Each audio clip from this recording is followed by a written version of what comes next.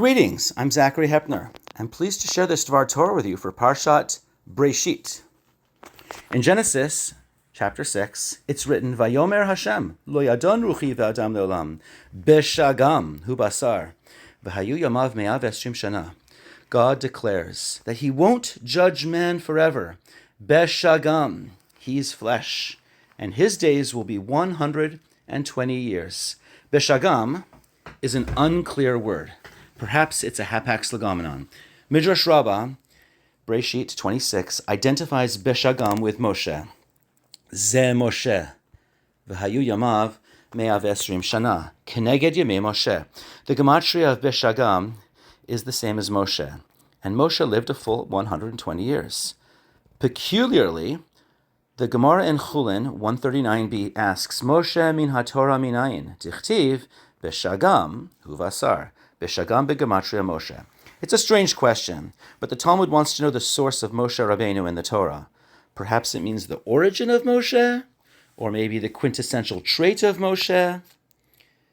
Sfat Emet on Noach 5:6-3:6 explains that this verse describes Moshe as the one who combined flesh and spirit, making it possible for the Torah to be given through a human being. So Sfat Emet means not the person Moshe, but the idea of a human who can receive the Torah and speak directly with God. That's what Genesis 6 is referring to. However, the Sfat Emet, I believe, is onto a much deeper idea. It's plausible that Moshe's greatest moment is not explicitly in the Torah, but it's found in the Midrash. There's an Agadta that also cites the same Midrash, and the Zohar all use the same language. Here's the Agadta on Shabbat 88b. When Moshe ascended to heaven to receive the Torah, the angels protested, Ma liyalud isha beinenu. Why should one born of a woman receive the Torah? In this Agadta, Moshe was fearful of the fiery angels, and God's throne provided Moshe protection from their fire. However, Moshe was on his own as an advocate for the Israelites. The Agadta says, Hashem instructs Moshe to answer the angel's question, what are you doing here? And why should we give you the Torah? Famously, Moshe quizzes the angels whether the notion of mitzvot is even applicable to heavenly beings who cannot observe Shabbat, or steal, or perform physical actions, or keep the 10 Commandments. The Torah is only relevant to beings who struggle with temptations, mortality, and human conditions. The angels conceded. Moshe gets the Torah and brings it down to Bnei Yisrael. But in all versions of this legend, the angels address Moshe in the pejorative, Ma liyalud isha beinenu. What is one born of a woman doing among us? A deeper reading of Genesis 6 gives Beshagam even more context. The language of Yilud Isha is striking in light of Bereshit, chapter 6, verses 1-2. Immediately preceding the verse Beshagam, it begins, Vayhi ki ha'achel adam l'rov al pnei adav, vayiru v'nei ha'elahim et benot ha'adam ki tovot heina. When man began to multiply, the Bnei Elohim saw the daughters of mankind. They were good, and they took their choice. In the following verse, God declares mankind's life 120 years. Who are these Bnei Elohim?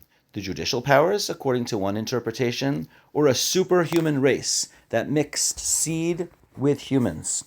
Who is this race? Who are the Nephilim? Who are the Anshe Hashem? How many unknown or lost legends are hinted to in Genesis 6?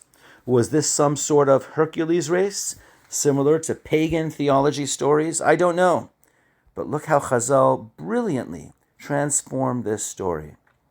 I don't know what's going on and what causes God to make such a declaration of Beshagam hu basar v'hayu yamiv 120 shana, but when Moshe was in the hot seat, or technically holding on to the hot seat of glory, at his quintessential Beshagam moment, the angels were disturbed that someone born of a woman was among them, in contrast to Moshe Rabbeinu, whose mother was the heroine of Exodus chapter 1.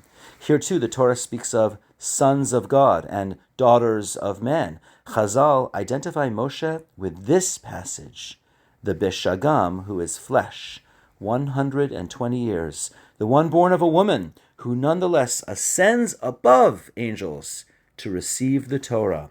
The angel's objection, Ma liyulud isha beinenu, what is one born of a woman among us, mirrors their own fall in Bereishit 6, where the sons of God saw the daughters of men. The same angels objected to Moshe's humanity, yet it is precisely the human, flesh, born of a woman, who received the Torah that they themselves were unworthy to keep. Parenthetically, this may also be an anti-Christian polemic. The greatest human being, Moshe, was born of a woman. In fact, he was also born of a man, 100% human, and the greatest human to reach perfection. Ironically, Moshe is a paradox, an imperfect human who had reached perfection. At the moment when other contenders desired their place in the earthly pantheon, the Torah alludes to the greatest of them all, the one born of a woman, son of Yocheved and Amram, that is Moshe Rabbeinu, Moshe our teacher. Is the Torah challenging? Certainly it is. Yet it is us who were engineered for this Torah, and no angel or heavenly being can attain the perfection for which humanity was engineered. Wishing you all a Shabbat Shalom.